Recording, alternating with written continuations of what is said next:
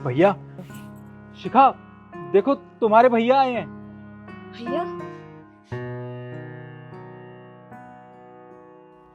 भैया आप आ गए?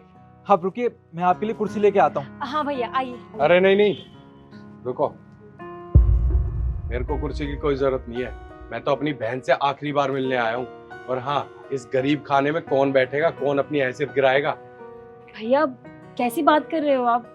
अरे शिखा, और कैसी बात करूं? अरे तूने इस गरीब से शादी करके कितना गलत किया।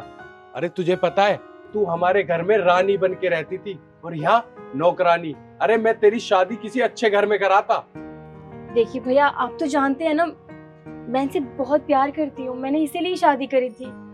घर प्यार से नहीं, पैसों से चलता है। और हाँ, एक दिन जब तुझे समझ में आएगी ना, जब पता चलेगी तुझे तेरा भाई सही कह रहा था। देखिए भैया, अगर आपको ऐसे मेरे पति की या मेरे परिवार की बेइज्जती करनी है तो आप यहाँ से जा सकते हो। हाँ हाँ, चला जाऊंगा। मैं तो इसलिए आया था ताकि तुझे मिठाई और कुछ कपड़े दे दूं। मैंने एक नया काम शुरू किया है, ये लो। कोई जरूरत नहीं है। आप मेरे पति की इज्जत तो करते नहीं हो, फिर आपकी दी हुई चीजों की इज्जत मैं क्यों करूं? और भैया, जिस दिन आप मेरे पति की इज्जत करने लग जाओ ना, उस दिन आपकी और आपकी दी हुई चीजों की इज्जत कर लूंगी मैं। लेकिन फिलहाल आप यहाँ से जाइए। हाँ हाँ ठीक है, जा रहा हूँ। रह अपने गरीब खाने में। वैसे भी ना, ये खोटा सिक्का है, खोटा सिक्का ही रहेगा। और ये मिठाई कुत्तों को डाल दियो।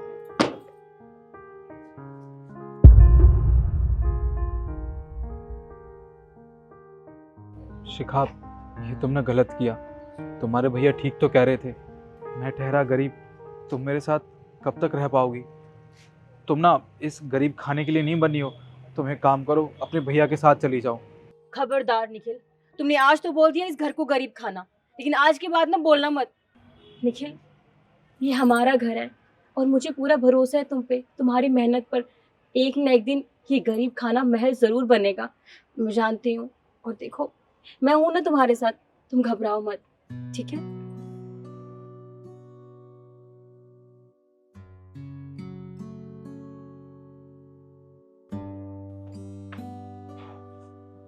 अरे आ गए तुम? हाँ, आ गया। और तुम्हें पता है, तुम्हारे लिए एक सरप्राइज भी है। सरप्राइज? और मेरे लिए? हाँ। जल्दी बताओ। आंखें तो बंद करो। ठीक है। ये देखो। निखिल, ये रिंग तुम मेरे लिए लाए हो? हाँ, तुम्हारे लिए। तुम्हें पता है ना, जब मेरे पास कुछ भी नहीं था, मेरा बुरा वक्त चल रहा था, तब एक तुम ही थी जिसने मेरा साथ दिया। और आज जब मेरा अच्छा वक्त चल रहा है, मेरे पास सब कुछ है, तो मेरी तरफ से तुम्हारे लिए छोटा सा गिफ्ट है। इतना तो कर ही सकता हूँ ना तुम्हारे लिए। अच्छा, अब लाए हो तो पहना भी दो फिर।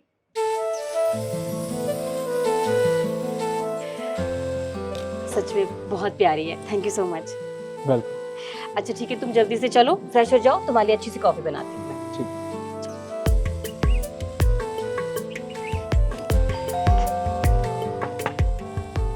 अब तुम चलो, मैं आती हूँ।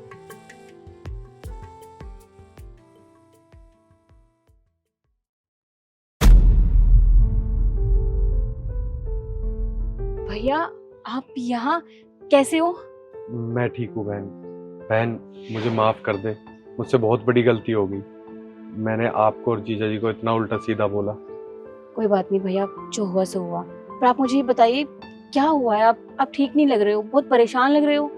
क्या बताऊं बहन, जो मैंने काम शुरू किया था ना, उसमें मुझे बहुत ज़्यादा लॉस हो गया। और मैंने बैंक से भी लोन लिया था। बैंक वाले अब मुझे घर आके परेशान कर रहे हैं। तू एक बार जीजा जी को बोल के हाई राइजिंग वाला टेंडर मुझे दिला दे।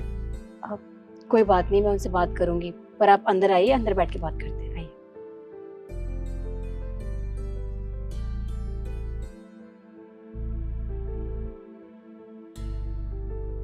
शिखा, कौन? भैया आप यहाँ? निखिल, भैया आपसे बात करना चाहते हैं। हाँ हाँ, बोलिए ना, क्या बात है? देखिए, मुझे माफ़ कर दीजिए, मेरे से बहुत बड़ी गलती हो गई। मैंने आपके साथ ऐसा बिहेव किया, आपको नीचा दिखाया और पैसे का घमंड दिखाया। प्लीज़ मुझे माफ़ कर दो, मेरे से बहुत बड़ी गलती हो गई। अरे नहीं भैया, आप कैसी बातें कर रहे हैं? आप मुझसे माफ़ी मत मांगिए। और आपकी बात का मुझे बिल्कुल भी बुरा नहीं लगा। अपनों की बात कभी कोई बुरा मानता है क्या? और वैसे भी आप इतने टाइम बाद हमारे घर पे आए हैं, आप आइए ना, अंदर बैठ के बातें करते हैं। आइए। वो कहते हैं ना कि समय का पता नहीं चलता अपनों के साथ, मगर अपनों का पता चल जाता है समय के साथ। अगर भगवान ने आपको सब कुछ दिया है तो उनकी कदर करें, ना कि घमंड। और अगर वीडियो आपको अच्छी लगी हो तो वीडियो को लाइक ज़रूर करना, कमेंट करके ज़रूर बताना और ज़्यादा से ज़्यादा शेयर भी कीजिएगा। धन्यवाद। सुमित, अब तुमने नौकरानी को देखा है? अभी यहीं पे झाड़ू लगा रही थी, पता नहीं कहाँ चली गई। नहीं, मुझे तो नहीं पता, शायद बाहर निकल गई होगी। बाहर जाके देख। इस नौकरानी ने ना दिमाग खराब कर दिया है मेरा। अब चलो ठीक है। अरे इसकी चप्पलें तो यही पड़ी हैं। चप्पल चप्पल तो मैं पहन कर आया था ना। हाँ, मैं तो अभी आकर लेटा था तो मैं चप्पल पहन आया था। अब चलो ठीक है। और हाँ, ये गेट लगा कर जाइयो। ठीक।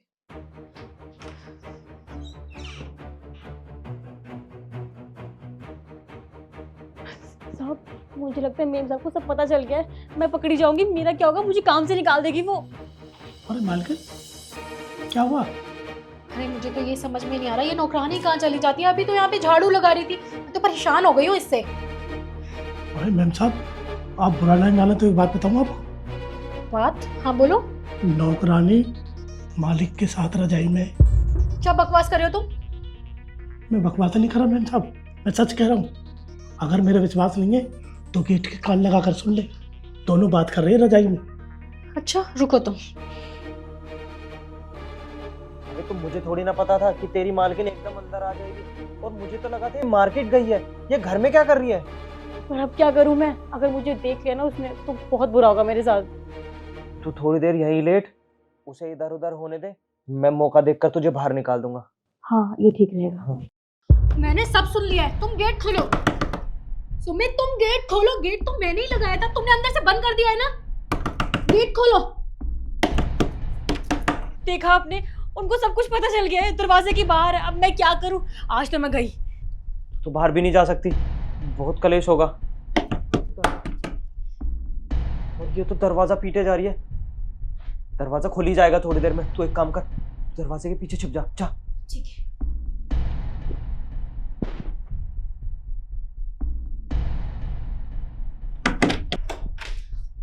कहाँ है वो?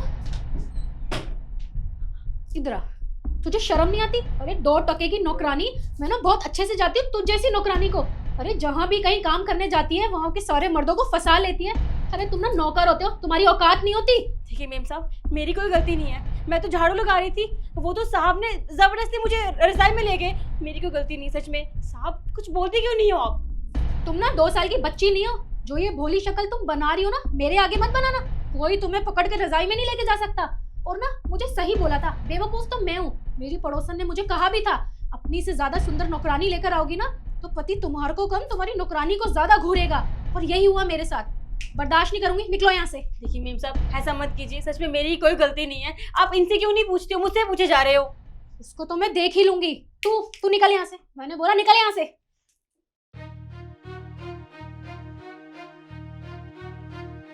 और तुम क्या कहना चाहते हो? वो मुझसे गलती हो गई, आगे से नहीं करूंगा, पक्का। तुम्हें तो मैं बाद में देख लूंगी।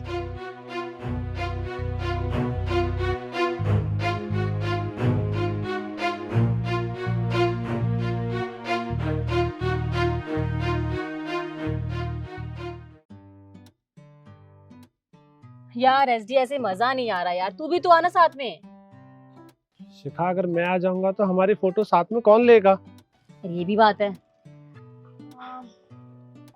ये देखो गाइस, इनसे खिंचवा ले। सही कह रही है, तू इधर आ जा।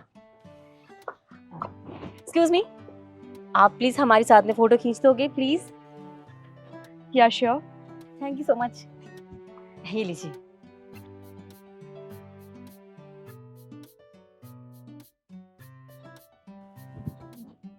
खींच भी दी, थैंक यू। ओह वाओ, आपने फोटो तो बहुत अच्छी खींची है। आप तो बहुत अच्छे फोटोग्राफर हो। Thank you so much. Welcome. देखती फोटो अच्छी आई है। काफी अच्छी आई है ना? और इशू? हाँ कितनी प्यारी ली है इन्होंने ना। अच्छी आई है।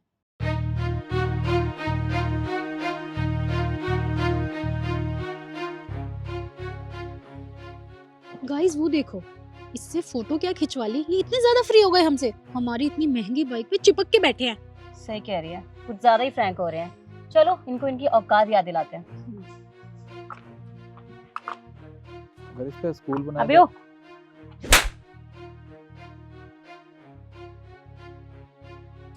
How dare you stand here, get off my bike. Madam पागल हो गई हो क्या आप? आपकी हिम्मत कैसे हुई मेरी बहन के ऊपर हाथ उठाने की? अच्छा, तुम्हारी और तुम्हारी बहन की हिम्मत कैसे हुई हमारी बाइक के साथ ऐसे खड़े होने की? अंधा है क्या? गाड़ी गंदी कर दी हमारी। अच्छा, मतलब मेरी बहन आपकी बाइक से टच क्या हो गई, इसमें बैठ क्या गई, आपकी बाइक गंदी हो गई, स्क्रैच लग गया इस पे?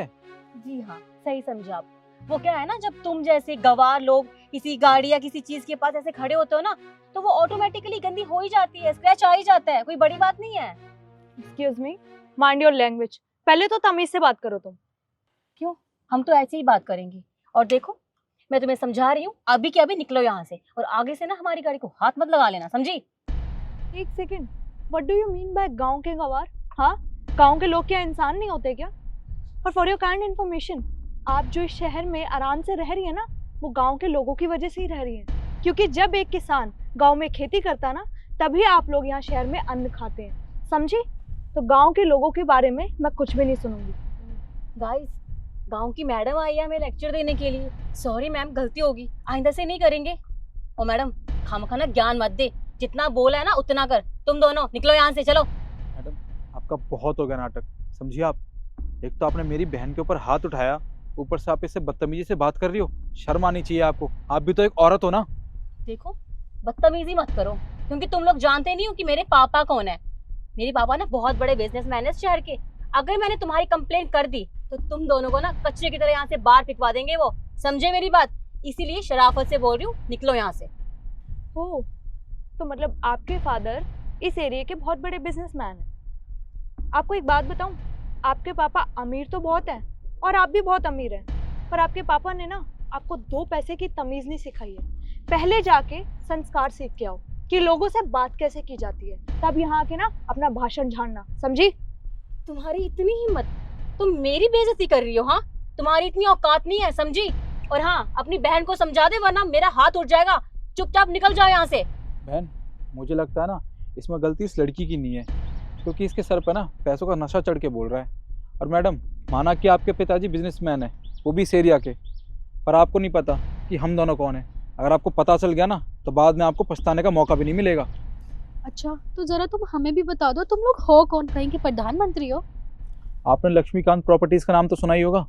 और नहीं तो क्या, इस शहर की सबसे बड़ी कंपनी है वो। तो हम क्या करें? उसका ये मतलब तो नहीं है कि ये उस कंपनी की ऑनर है, मिस रिद्धि दीक्षित। तो मैडम, आप एक बार ना गूगल करके देख लीजिए कि उस प्रॉपर्टीज का मालिक है कौन। Yes, I am the owner of Laxmikant properties, miss Riddhi Dixit. क्या सच में? एक बार गूगल करिए। अरे गूगल करने की क्या जरूरत है, और इसकी शक्ल पे थोड़ा ना लिखा था ये रिद्धि दीक्षित है। यार कम से कम बता। देखिए मैम, हमसे एक गलती हो गई। वो क्या है ना, आपका गेटअप देख के लगा नहीं कि आप इतनी बड़ी कंपनी की ऑनर हो सकती हैं। आई एम सॉरी, माफ कर दीजिए। अच्छा, तो अब आपको अपनी गलती रियलाइज हो रही है। और क्या बोला अभी आपने कि आपके गेटअप से मैंने आपको जज कर लिया? क्या खराबी है मेरे गेटअप में? मैंने साड़ी तो पहनी हुई है ना, जो हमारे देश की संस्कृति है, अगर आपको पता हो तो। देखिए, वो क्या है ना, मुझे आपके जैसे मॉडर्न कपड़े पहनने का कोई शौक नहीं है। मैं इसी में बहुत कंफर्टेबल हूँ, और मुझे साड़ी पहनना बहुत अच्छा लगता है। और हाँ, जो तुम लोगों ने मेरे साथ बदतमीजी की है ना, उसके खिलाफ मैं FIR भी कर सकती हूँ, समझिए आप? FIR? देखिए मैम, उसकी जरूरत नहीं है, और वैसे भी हमने आपसे माफी मांग तो ली है, अब और क्या चाहते हो? बात को खत्म करो। देखा, अभी भी आपको अपनी गलती रियलाइज नहीं हुई है, क्योंकि आप मुझसे अभी भी एटीट्यूड में बात कर रही हैं। पर वो क्या है ना, मेरे पास इतना फालतू टाइम नहीं है कि मैं आप जैसे लोगों से मुंह लगूं। गाड़ी की चाबी। और हाँ मैडम, जिस गाड़ी से अभी टेक लगा के आप फोटो खींच रही थी ना, वो गाड़ी मेरी ही थी।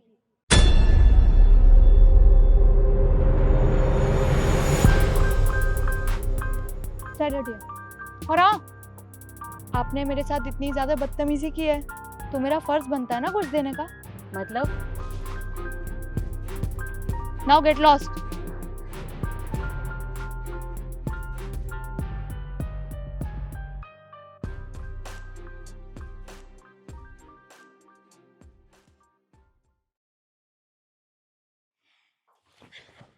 Hi baby, welcome home.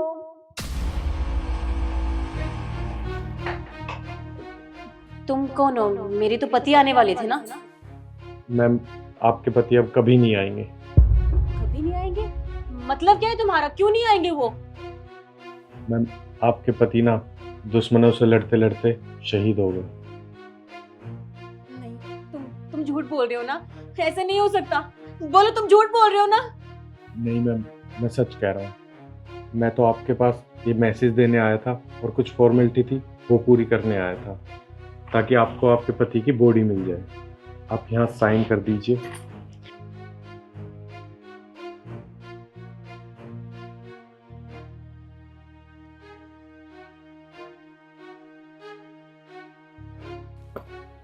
Ma'am, 2 घंटे में आपके पति की बॉडी आपके पास आ जाएगी।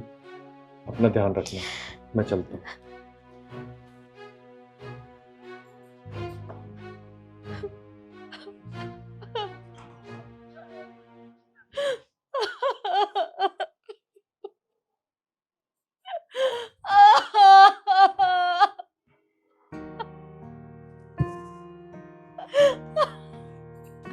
दीदी दीदी आप रोइए मत। वो कहते हैं ना, जो भगवान को मंजूर होता है वो होके ही रहता है, कोई नहीं रोक सकता उसे। पर मैं हूं ना, मैं आपका ख्याल रखूंगी। आप उठिए, आप उठिए, आप उठिए। दीदी प्लीज आप रोना बंद कीजिए ना। जो होना था वो तो हो ही गया है, हम नहीं बदल सकते। आप ना टेंशन मत लीजिए, मैंने माँ जी को भी फोन कर दिया है, वो भी आती होंगी। शिखा, निखिल, निखिल, तुम जिंदा हो? तुम बिल्कुल ठीक हो? फिर वो लड़का, वो क्या बोल रहा था? वो तो शिखा, तुम शांत हो जाओ।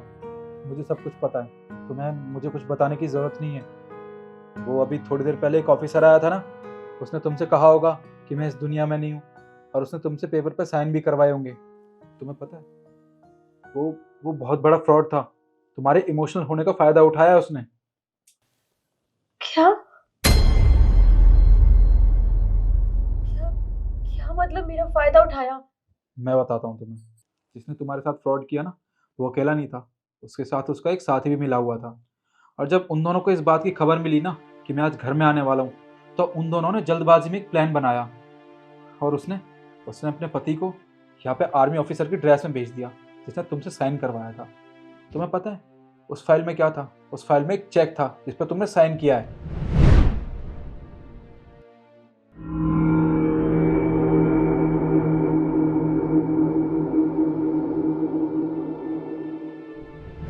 और तुम्हें पता है जिसने ये सारी प्लानिंग की थी वो कौन थी?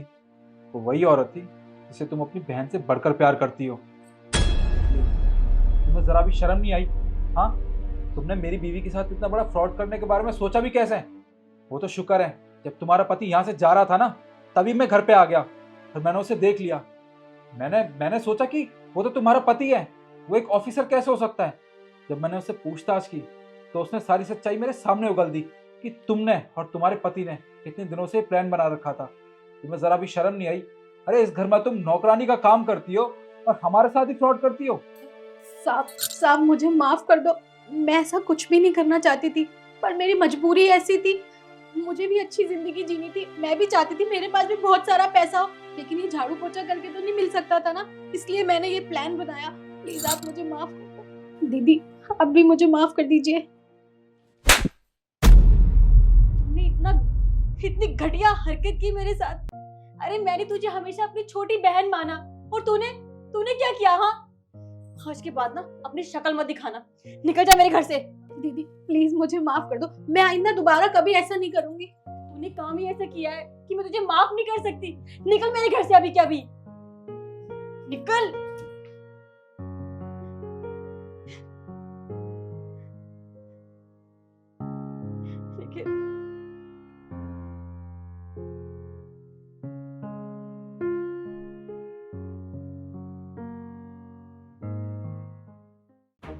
अंकल जी, आपको कल सैंडल्स दी थी ठीक होने के लिए, हो गई? हो गई। लाओ दो। पैसे दो। अबे ओ, जो भी पुराना हिसाब किताब है ना मैं कर दूंगी बाद में, चुपचाप सैंडल दे मेरे। अरे नहीं नहीं मैडम, मेरे में इतनी गुंजाइश नहीं है। आखिर मेरे भी बच्चे हैं, मैं गरीब आदमी हूँ। मेरे प्रेम करो, मेरे पैसे दे दो। कई बार से ऐसे कहकर जा रही हो आप, पैसा एक नहीं देकर जा रही हो। अरे तुम मना थोड़ी ना कर रहे हैं, दे जाएंगे पैसे, कहीं भाग रहे हैं क्या? पहले जूते दो, चलो। देखो मैम साहब, मैडम जी आप तो बड़े आदमी हैं, हम ठहरे गरीब आदमी, हमें गुंजाइश नहीं है इतनी, तो पैसे दे दो। अबे ओ बुड्ढे, ज्यादा जबान नहीं चल रही है तेरी? एक कान पे लगाऊंगी ना, अभी होश आ जाएगा। बदतमीज कहीं का। सैंडल दे चुपचाप। मैं ले दूंगा सैंडल, मेरे पैसे देकर जाओ। लगता है तू ऐसे नहीं मानेगा ना, तुझे मैं बताऊंगी, रुक जा।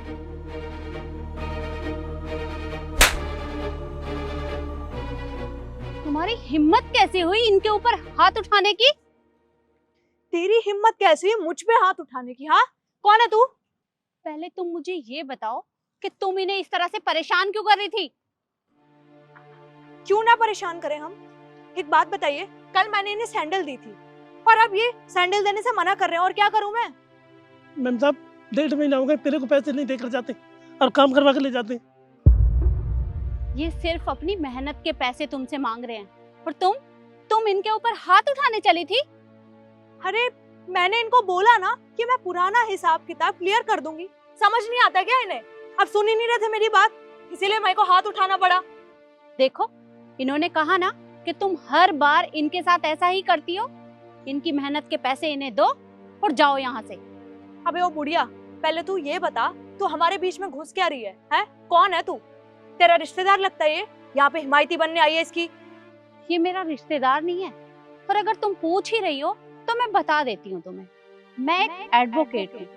तुम्हारे ऊपर इतने केस लगाऊंगी कि जिंदगी भर उनसे पीछा नहीं छूटेगा तुम्हारा, समझी? इनसे माफी मांगो और पैसे दो इनके। सिद्धि ठीक वकील है, केस ठोक देगी ना तो घूमते फिरिए कोर्ट कचहरी में। पैसे दे दे, माफी मांग ले और निकल ले यहाँ से। ठीक है। देखिए, आई एम रियली सॉरी, मैंने आपके साथ बदतमीजी की, मुझे ऐसा नहीं करना चाहिए था। और अंकल देखिए, हम दोनों को माफ कर दो, हमने आपके साथ बदतमीजी की, हमें ऐसा नहीं करना चाहिए था, और आपके पैसे भी नहीं दिए। आप बताइए, मेरा पिछला हिसाब किताब मिला के कितना हुआ? अगला पिछला कुल मिला के हिसाब 500 रुपए बनते मैडम। 500 रुपए? अच्छा देती हूँ मैं।